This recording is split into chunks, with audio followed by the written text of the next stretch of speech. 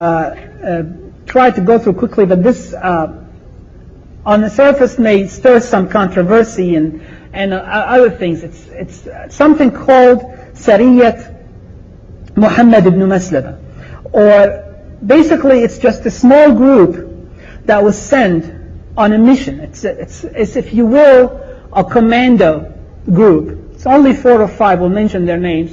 And they were sent on a mission from Rasulullah sallallahu alaihi wasallam to assassinate one of the Jewish leaders.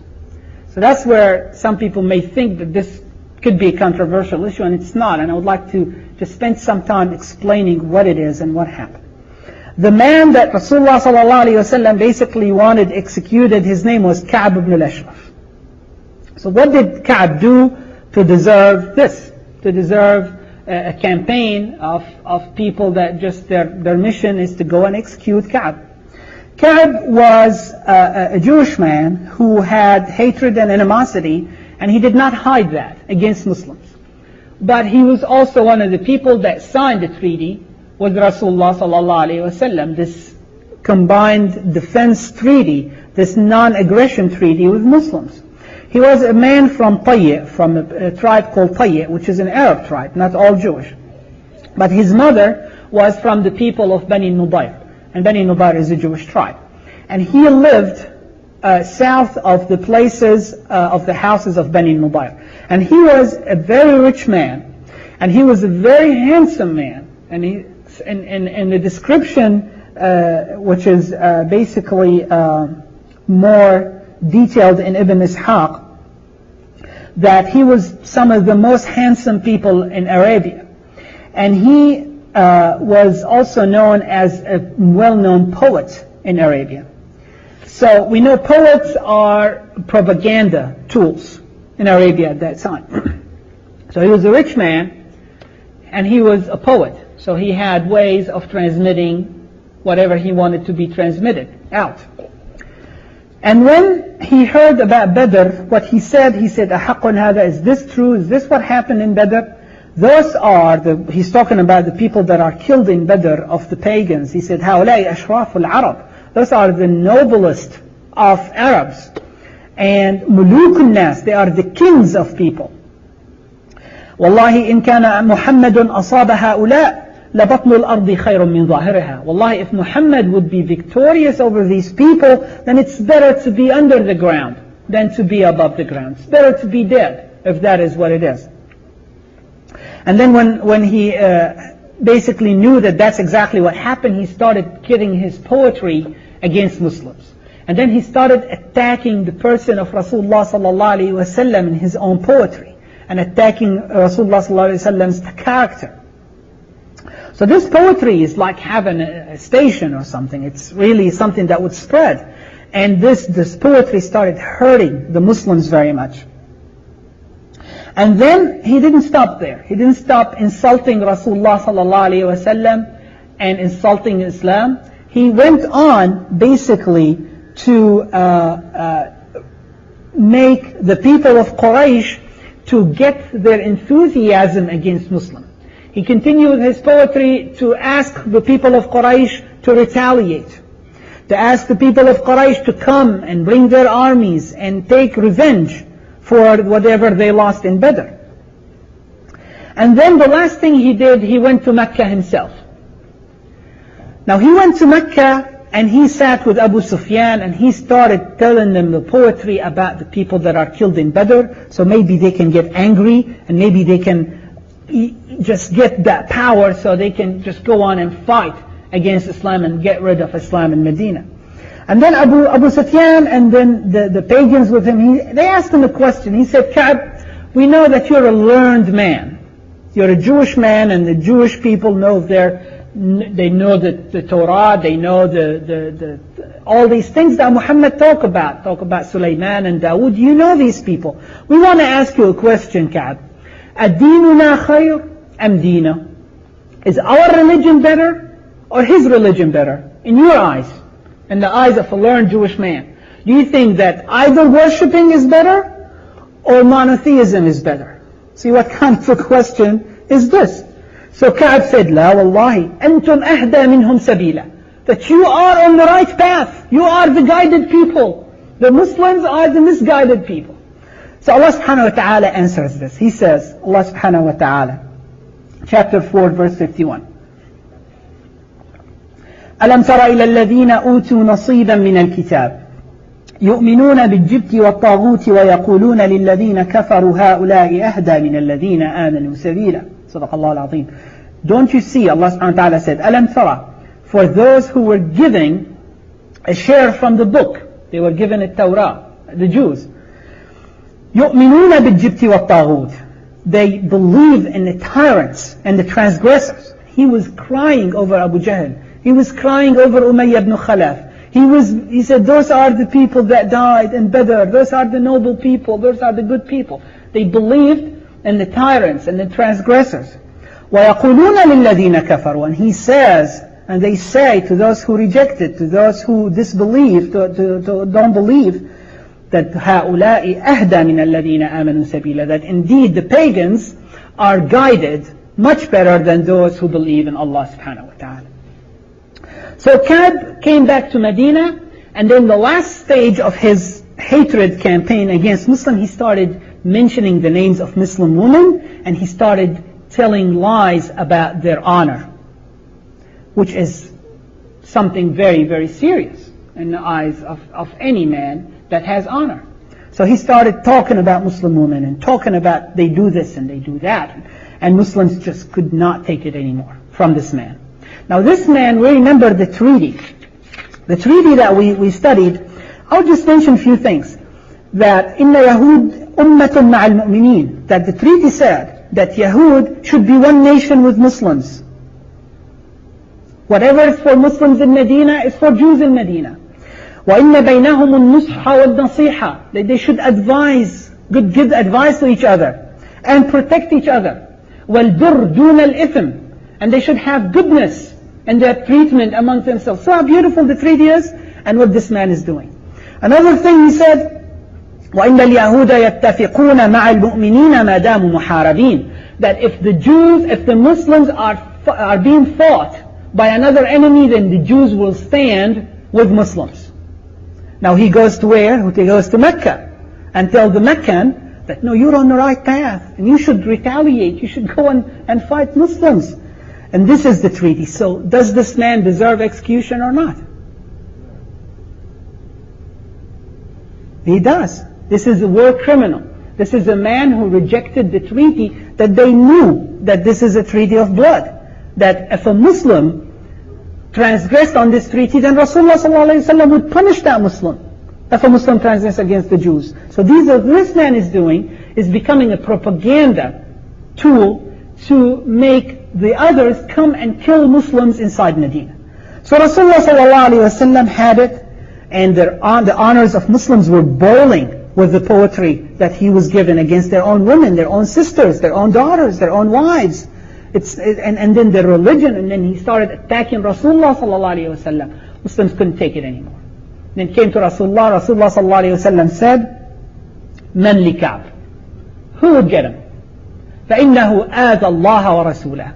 He indeed harmed, tried to injure Allah subhanahu wa ta'ala. Of course, nobody can hurt Allah subhanahu wa ta'ala, but he's trying to hurt the image of Rasulullah sallallahu alayhi wa sallam. This is something Allah subhanahu wa ta'ala would not be pleased with. So he angered Allah subhanahu wa ta'ala. And then volunteers came out, those commando Muslims that wanted to come on this mission. First one was Muhammad ibn Maslama. May Allah be pleased with him. And he was the leader of this commando group.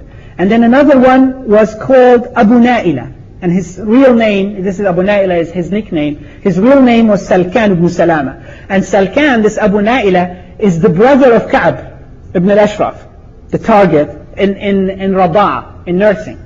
That his brother, they were nursed together as children. He said, I'll go kill him. Send me to him. I know this man. And then another one was Ubad ibn Bishr, Al-Harith ibn Al-Aws, and Abu Abs. There were 5 people that were sent to get Ka'b ibn Al-Ashraf. So Ka'b came and asked Rasulullah sallallahu alayhi wa sallam, and he said, Ya Rasulullah, do I have a permission to trick him? Can I trick him before, I basically will have to tell a lie to get him out of his fortress so I can kill him. There are only 5 of us, and he's a rich man with so many servants and so many. And Rasulullah ﷺ, yes, because in war you can do that. And this is a definitely declared war, and declared war not by Rasulullah, it's declared by Ka'b himself. He declared war against Rasulullah ﷺ. So Muhammad ibn Maslama came to this man and he said, "Inna hadha ar-rajul," he started speaking about, since he took the permission of Rasulullah ﷺ, he tried to speak of Rasulullah ﷺ in a way that is not very respectful. He said, "That man," meaning Muhammad, "is asking us now for sadaqah," because zakah in the 2nd year of Hijrah was basically put in. He said, "He wants money from us, Muhammad, now. And وَإِنَّهُ قَدْ عَنَانَا," and we're just tired of this. Just too much to pay Muhammad. "Would you give us a loan?" And Ka'b said, "Wallahi latamallanna." Wallah, you will be bored with Muhammad. You will see what he will do with you. Now he wants some money, tomorrow he wants something else. Why don't you just leave him? And Muhammad said, فَإِنَّا قَدْ اتَّبَعْنَا. We followed him, and we don't want to leave him now. We want to see if he will become victorious or not. Because if he is going to have more victory and more support, we don't want to leave him now. Let's just wait and see what happens." So Ka'b said, "فَأَرْهِنُونِي," then give me something instead of the loan that I will give you. He said, وَمَاذَا نُرْهِنَكَ? Well, what would we give you for what you're going to give us? He said, "نِسَاءَكُمْ," give me your women, and I'll give you money. Muhammad said, "We give you our women, and you are the handsomest of Arabs. What do you want us to do? We cannot give you our women." He said, "Then give me your children. I'll take your children, and then when you bring the money, I'll give your children back."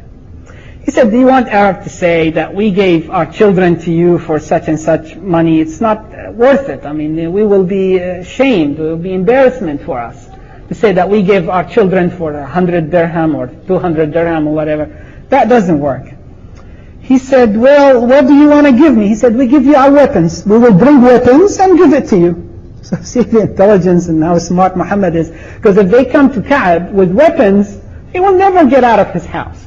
He said, "You're coming to kill me." But if he thinks that they're coming to give him the weapons, then he would come out to face his fate.